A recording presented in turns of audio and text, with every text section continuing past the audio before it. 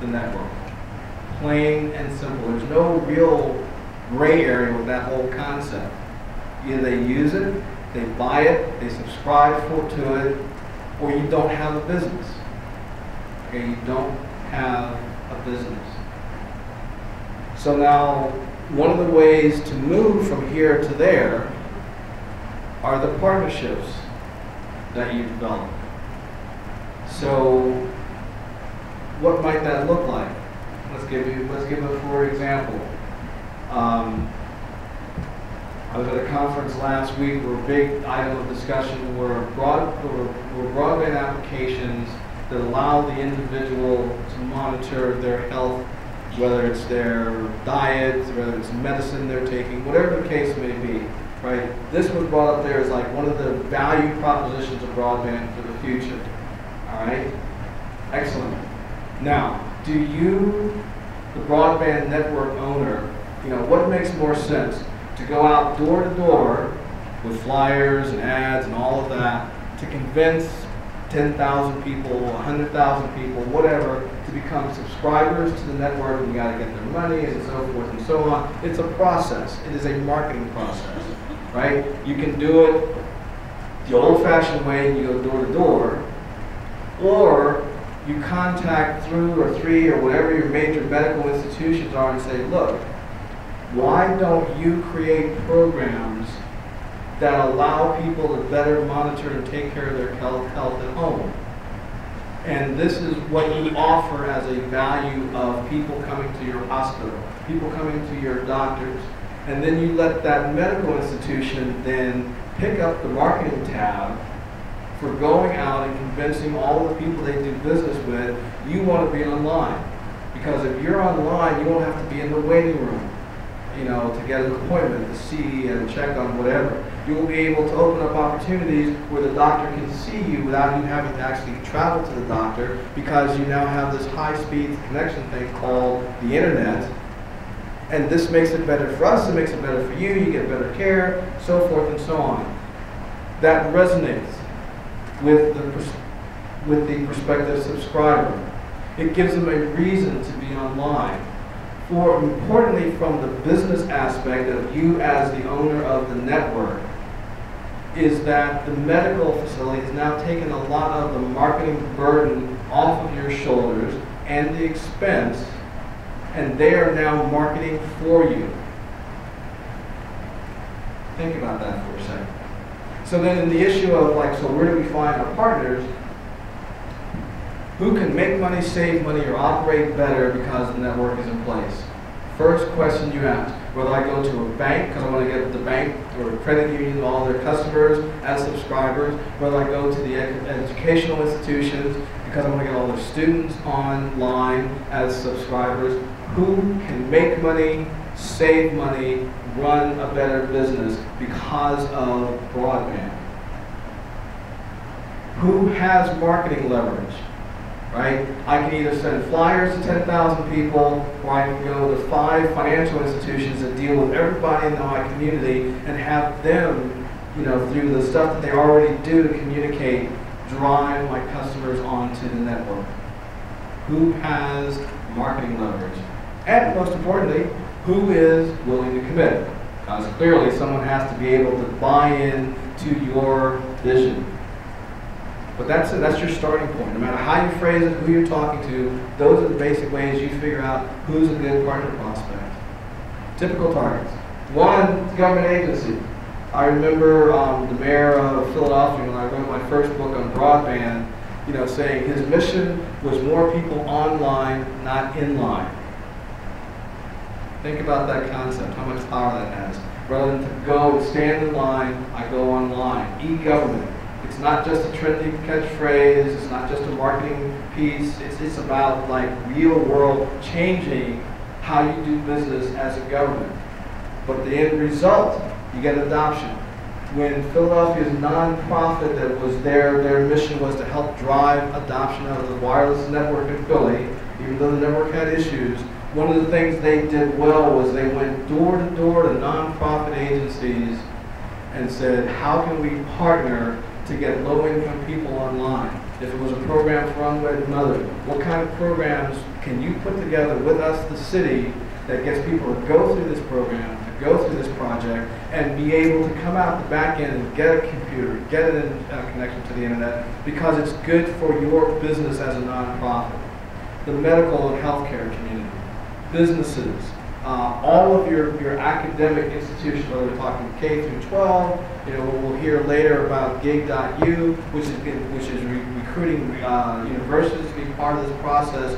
These are all your targets. These are all your potential marketing partners. While you are building the network, you want to be building these partnerships, right? The marketing thing, you don't want to think about the marketing when the network is turned on. You want to think about the marketing when you are building the infrastructure, right? Prepare for change. Prepare for new partnerships, and prepare yourselves to deal with how you're going to work and interact with them. Execution is all. Execution is all. No matter who you're going after as partners, and by the way, partnership development is an ongoing exercise. In the business world, that would be your business development department, right? Their job, always finding relationships, always finding partnerships. It is never ending, right? You want to have a strong launch for the network.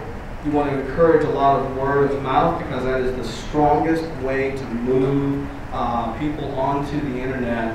And if your partners, your banks, your healthcare facilities, your medical facilities, if they're all on board with this and they're all preaching the gospel of broadband, then that's going to drive that adoption of your network. It's going to drive your financial sustainability. You got to constantly gather data. Again, a never-ending process. And you have to be willing to adapt and perform. So in conclusion, I'll take a couple questions. We have this technology that has huge promise. And everybody sitting here in the room has an opportunity to shape that promise. Everyone sitting in the room has an opportunity to have a stake in the game. You have got to accept that role and work with it, right? But you've got to be willing to think differently. You've got to be willing to be committed to the process. There are people in states, there are people in counties who they are evangelists. People sometimes run away from them because they know they're going to get a sermon on broadband. But it requires that level of commitment to make this work. All those millions of dollars that came into this state won't mean jack unless and until people like the folks in this room get engaged and get others engaged and move this whole dream, this whole thing forward. And I am, if you cannot tell, an ardent believer in the power of broadband. This is what I do, this is what I live for. The people that I deal with are the same. Right? If we are serious about broadband, if we are serious about these high noble goals, then everybody here has to have that fever and have that desire and have that drive to make broadband work. Now I'll finish sermonizing. If some folks have a couple of questions, I think we have about 5 or 10 minutes. All right, let it rip. This is your free consulting time. You get me for like 5 to 10 minutes and you don't get a bill for it. Are there any questions, thoughts, comments? Are we all ready to rise up and join in the band, like raise the banner for broadband? I always worry when there's no questions. All right, question over here. Kevin Williams from Kansas City. Okay. Got a question. Project a little bit, Ken. We've heard a lot about the ultra high speed. I thought particularly which made from Kansas City to the city. All right. How do you see that new emerging technology affecting broadband in general? So the question is, what about the high speed, the gigabit?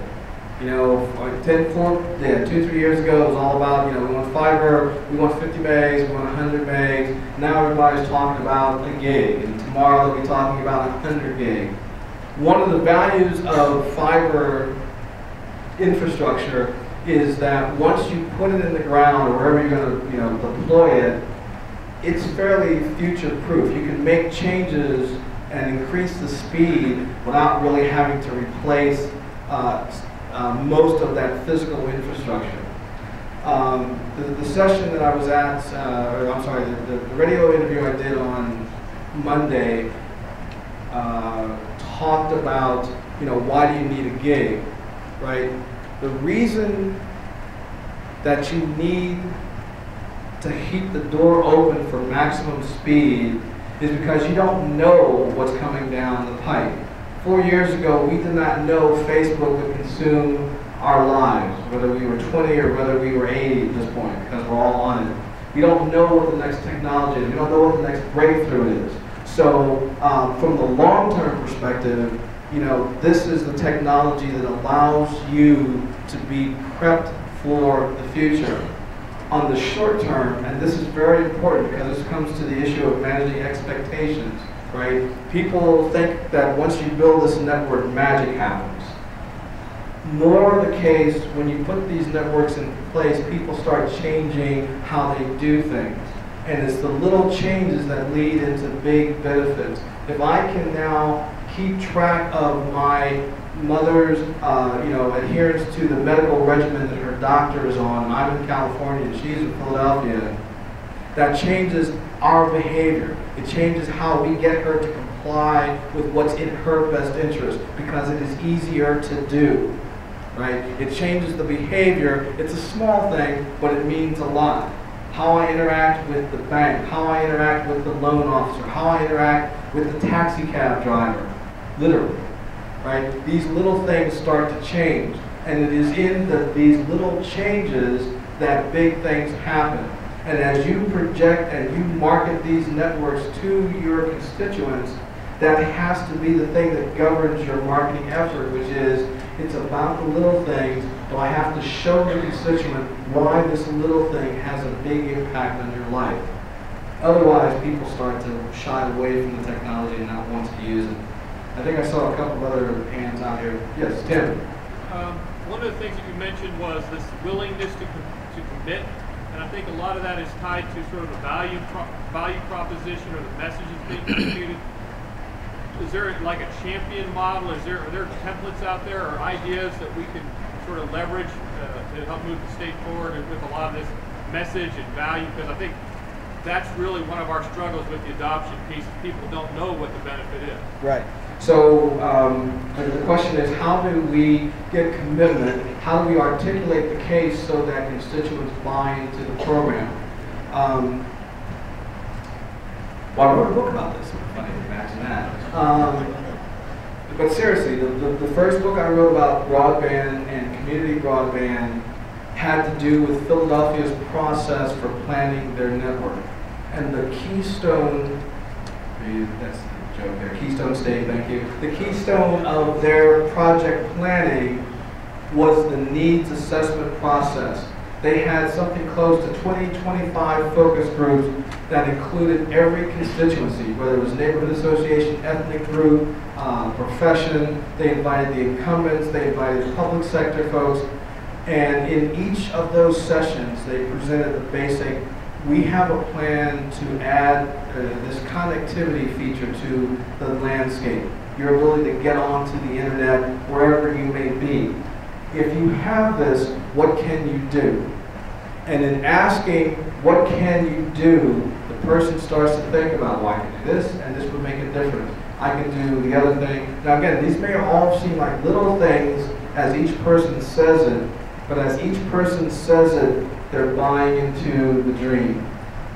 They're buying into this idea because, you never have more loyal customers than the customer that has sold themselves. Right? And so the process of gathering and assessing the need is the first step in getting the commitment. Because as the commitment level, as people were buying into the process and starting to blue sky and see things that were practical and meaningful, they talked to other people. And everybody who sat in the focus group, everybody who sat in the town hall meeting got a little brochure, and the brochure said, this is what's coming to Philadelphia. And then all of those people became little mini marketing departments that would go back to their church, their community, their synagogue, whatever, and spread the broadband gospel. Right? It's simple, basic, but it is insanely effective, and it is infectious, right? It just becomes, in Kansas City, they're doing a lot of this right now. Kansas City, Kansas, well, I guess both Kansas cities, which is they're having these brainstorming sessions and these gatherings and get-togethers where people are buying into the network because they're creating the dream. See, we got to understand as leaders, this broadband, it's not about us. It's not about our vision per se. It is about our ability to have the community define the vision and buy into the vision. And so every interaction in these early days has got to be about what can you do with this? Why did 1,100 cities go chasing after Google Gigabit? Right? Because Google asked, what would you do with a gigabit? And in the asking for the person to buy into the idea, that's how they got commitment, that's how they got participation. Do I have time for one more question, or do we have one more question? Do we have one more comment? We got a question over here, yes? Speak up. I'm Jacob in the direct area. I've been in IT for 40 years, sitting on changes. Now, as this technology advances, there can be some growth in government regulation.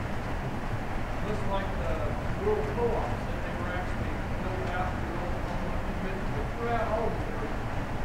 Where do you see this going?